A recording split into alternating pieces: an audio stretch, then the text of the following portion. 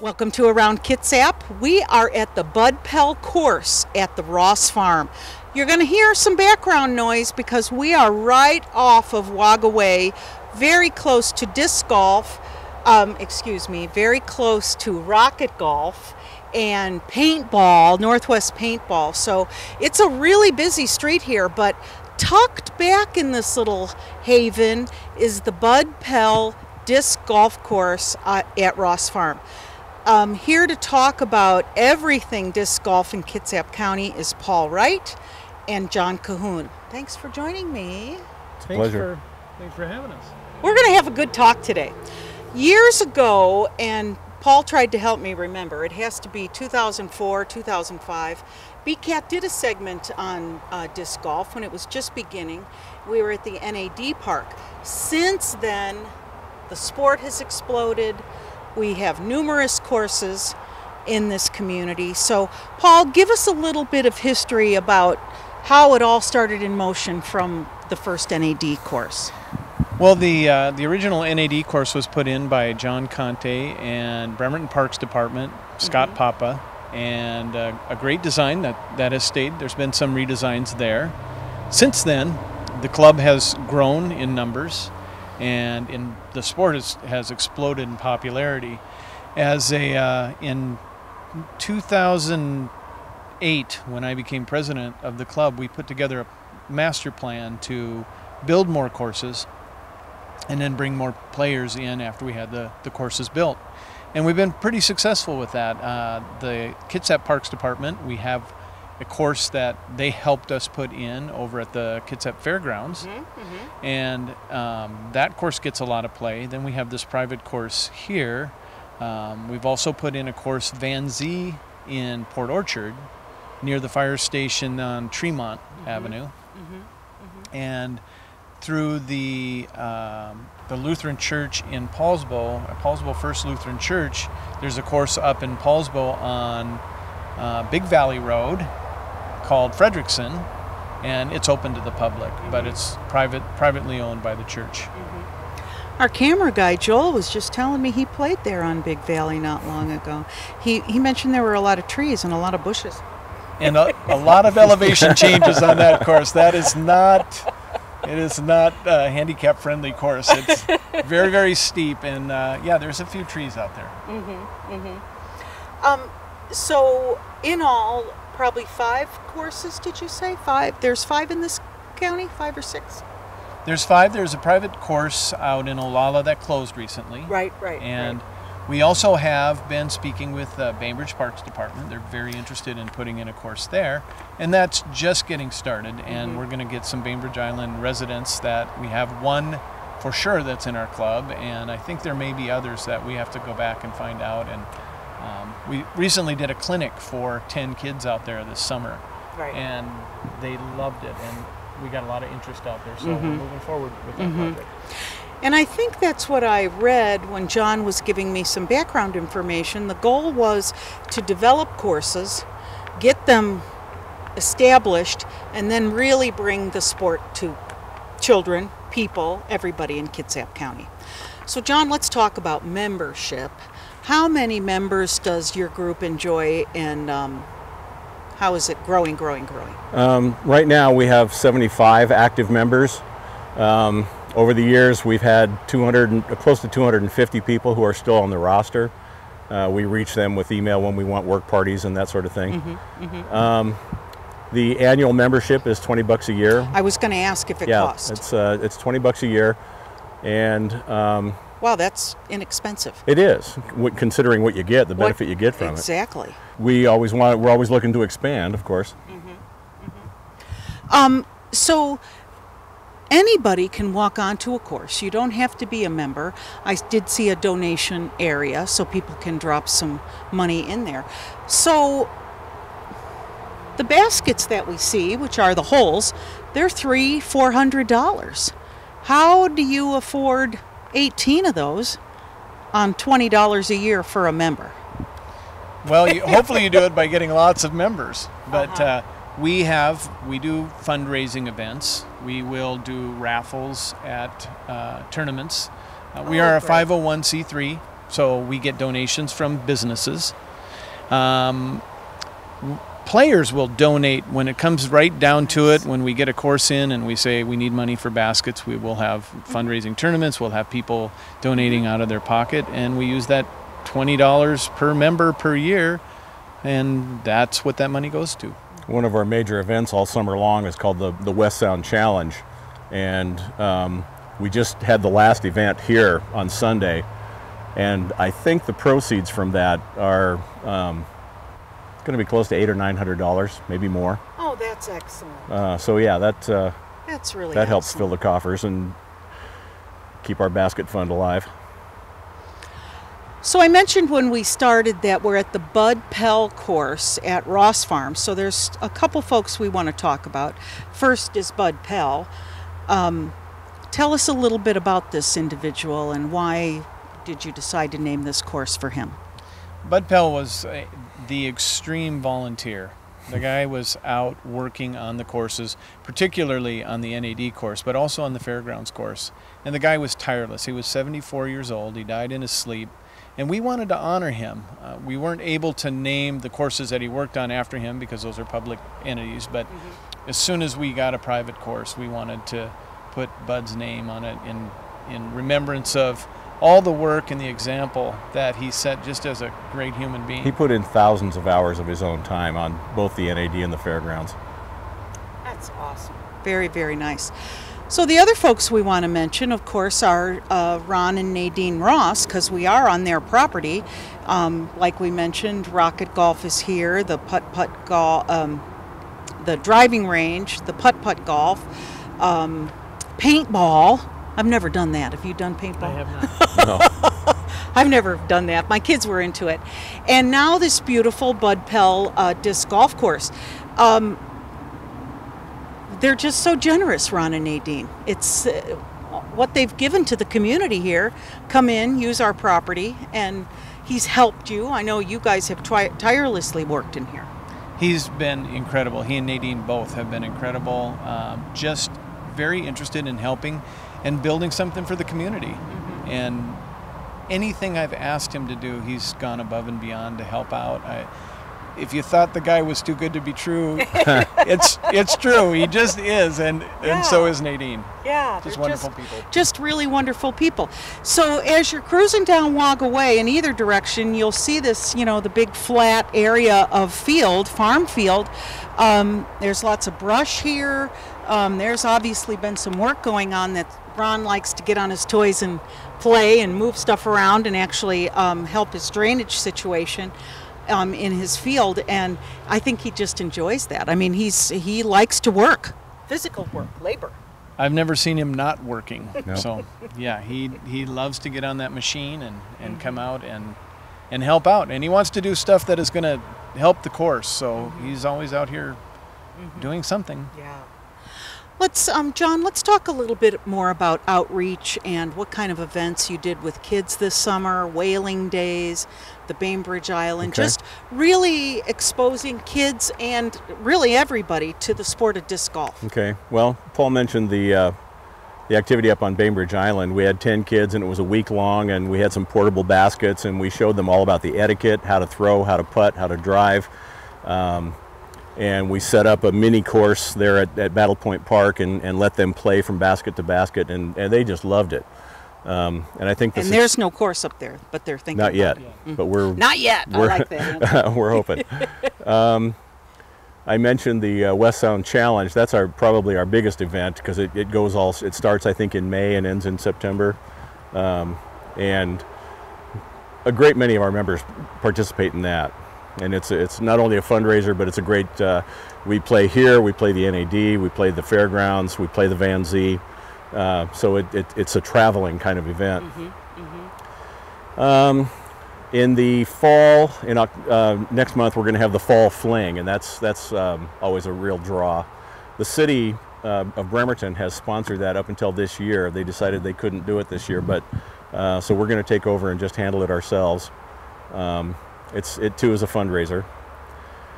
And in January, there's going to be an ice bowl. The Ice Bowl is held all over the country. The Midwest usually wins with the coldest temperature. We don't even get ice at our Ice Bowl, but we get the people out there playing. Sometimes it rains on us, but you get people out there playing anyway.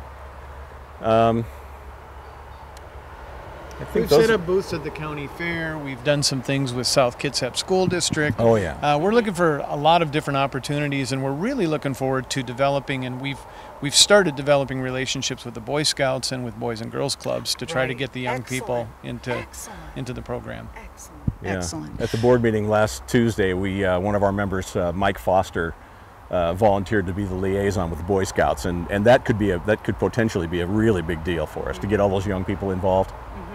Plus, that's some young people that need to do service projects too, Right. so they might be really good at helping for a day or really working on a course. So, as you tune into BCAT, you can also see Disc Golf Live. This is a national program that comes out of, I think it's Michigan, I'm not quite sure. I think it's produced in Michigan, but it is all over the country. Tournaments going on, tips on throwing, tips on putting. Excellent program. In November, with our new season on BCAT, you can tune in on Thursdays at 7 p.m. and you will see it. Usually it's the first and third Thursday, but sometimes Shar airs it every Thursday at 7. It's popular. It's a popular program, and we look forward to getting it. Also, there's a national magazine. Tell us about the national magazine. Okay, well, we just happen to have a copy right here, Disc Golfer Magazine, and this one is particularly special because it features the WSDGA. We're pretty proud of this. It really puts us on the map as far as disc golf goes in the States. Is it just talking about what you've done in the West Sound, or are you highlighting a certain course, or what can people find in this article? You want to talk about that? Well, they originally called us because there are lots of disc golf clubs around the country, and many of them have been established for many years, and they get a lot of the attention. And so what the magazine wanted to do was look at some of the younger, less than 10-year-old clubs, and the clubs that are really making a difference and that have a plan is, I think, what made the difference for us. And as they looked at different clubs that they were aware of, they saw us as being the leading new club, younger club, and called to ask some questions about how did we get together, did we form a 501c3, how many courses have we built, what's our plan. And so basically it outlines that in the magazine. They did a really nice job. I was in Southern California last year and staying with a friend of mine, and her son plays disc golf for his college. Yeah, it's become a big college sport. And he goes to school at Monterey Bay, I think. And he traveled to Georgia and was in a national tournament with his school. And I thought, wow, that's great. Yeah. Appling, Georgia is where the PDGA, the Professional Disc Golf Association headquarters is. There's a museum there, and there's 3 very difficult courses that are set up on the property, and so there's a number of major tournaments that are held there. Very nice. Well, of course, I encouraged him to come up and check out Puget Sound and check out some of the courses here. He's an avid player. He probably plays every day. Yeah. Next week I have some friends flying up from California to play this course. Isn't in fact, great? in a couple of weeks, I'm flying down there to play some of the courses in Monterey. See? Yeah. Isn't that wonderful? We were talking before we started the interview, back in the 70s when we were all hanging and going to college and learning to throw the Frisbee. We used to call it Frisbee golf, but it was hit the tree. Right. You'd have your own markers and hit that tree and hit that tree, and it's really come a long way. Well, back in those days, you were throwing Frisbees that were made by the Frisbee company. The discs that we throw now are sharp on the edge. The drivers are very sharp on the edge. Very different type of throw. Very thin. Yeah, and heavy. And they hurt when they hit. They're not meant for playing catch. And so the more rounded ones are putters, and then there's some for in between. Right. But yeah, you throw putters, them a little drivers bit differently, but it's still that same Same backhand motion. Oh man, I was good at it. I was good. Well, I should probably start playing golf. We'll test that out here in a little bit. Yeah. Because this is not as boring to me as ball golf. I wouldn't think this is not a boring sport. The thing is that the etiquette and everything between ball golf and this is very similar. The same kind of whoever's farthest away throws next, and you're always courteous when the next person is shooting. Very nice. But as far as playing the game, it's a radically different thing. Yeah, yeah. So these folks have Facebook, and what's the website? Yeah, the website is wsdga.org. And through that website, you can go to a blog forum, disc golf forum, where you can talk to other folks about, hey, where do you live and what kind of courses are in your area. Yeah, our website's got all kinds of links to other sites that are important for disc golf. Mm-hmm. Mm-hmm. What's so important to you, Paul, about disc golf? Why do you like this so much? How much time do you have? I knew that was told you I coming. wasn't going to throw you a curve, and this is probably, it's not a curve, but it's a thinking question, you know? Why is this so awesome? Well, a couple of things for me personally. I played a lot when I was younger, and then I took a few years off, like 25, while I raised my family, and there wasn't any disc golf courses really at all in the Bremerton area, and the ones that closed that I originally played over in the Seattle area. I think the beauty of it is it has the same challenges as ball golf, and I was a ball golfer for many years, without the cost, and it's a much more laid back. In fact, it has, I think, too much of a, people are afraid to send their kids out because it has a kind of a hippie connotation to it, and it's really, really outgrown that reputation that it still hangs on to a little bit. Yeah. But it doesn't take as long to play. You go out, you meet great people, you're out in the outdoors, you're getting exercise, and it is very addictive. Mm-hmm. John, same question. Yeah, for me, it's right now primarily the exercise. I've been losing a lot of weight recently, and so it's mostly the exercise, but the fresh air, the beauty of the scenery. I mean, when you get out here on this field and you look over toward those barn buildings and stuff, it's just beautiful. It's amazing. And then there's always the challenge of it. A lot of people say it's the good shots that keep you coming back, but it really isn't. It's the bad shots, because you say, I know I can do that better. So you just keep going at it and going at it until you get your game perfected. Awesome. Very good. Please check out the West Sound Disc Golf Association at their website. Go find them on Facebook. If you see the Disc Golfer magazine, do you think it's on news racks in our community? Or you have to probably subscribe. I haven't seen it. I think you have to subscribe. Anyway, go to the link through West Sound's website. You can go directly to the link for the National and really check it out.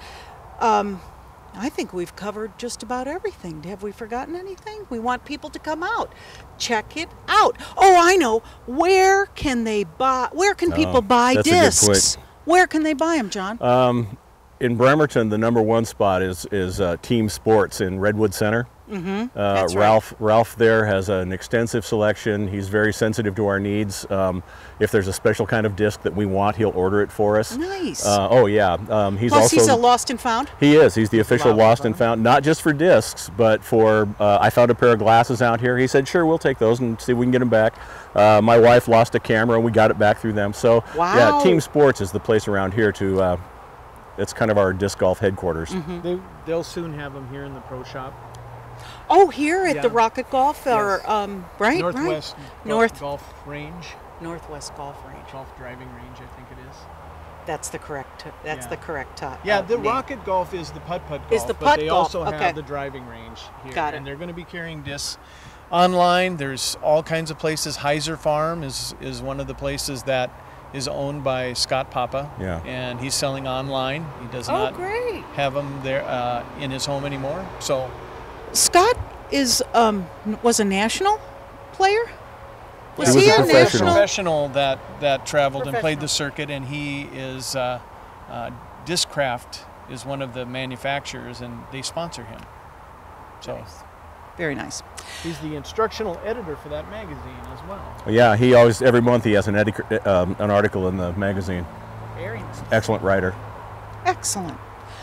So come on out, check it out. the weather's fabulous. Even a better reason. Although if you go to NAD, that is pretty treed, and chances are you won't even get wet if it's raining. Even in the rain, it's pretty pleasant. Yeah. And just beautiful, beautiful places to walk. NAD is, the trees are huge. It's just absolutely beautiful.